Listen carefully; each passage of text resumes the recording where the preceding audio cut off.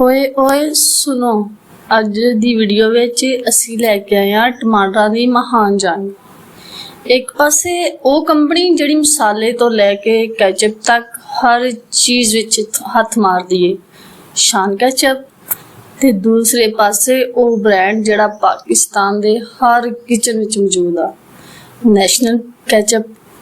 हुण गल ये कि दोनों दावा करदे ने, शान क्लासिक कहंदा है साडा जायका वखरा वा, ते नैशनल किंग कहंदा वा कि साडा फ्लेवर असली बादशाह वा। चलो आपां पहला शान दा टेस्ट करदे आ। वो ये तां मिठा जिहा, थोड़ा समूथ, थोड़ा मसाले वाला टेस्ट आ। जिवें तुसी किसे नूं गैदरिंग विच जाओ ते एक दोस्त थोड़ा मिठा ते थोड़ा स्पाइसी हुंदा है। हुण आ गया शान। ओए हाय, ये थोड़ा खट्टा, थोड़ा स्ट्रोंग फ्लेवर आ। जिवें महल्ले दा बजुर्ग नहीं हुंदा जिहड़ा कहंदा ओए पुत्तर सच कड़वा हुंदा वा। फर्क की आ।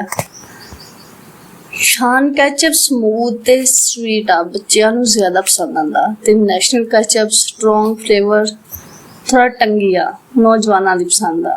हुण फैसला, जे तुसी फ्राइज दे नाल रोमांटिक टाइम इंजॉय करना चाहते हो तो शान ठीक आ। जे तुसी नैशनल दा टेस्ट चाहते हो ड्रामे दे विच ते फिर फ्राइज दे नाल नैशनल कैचअप। पर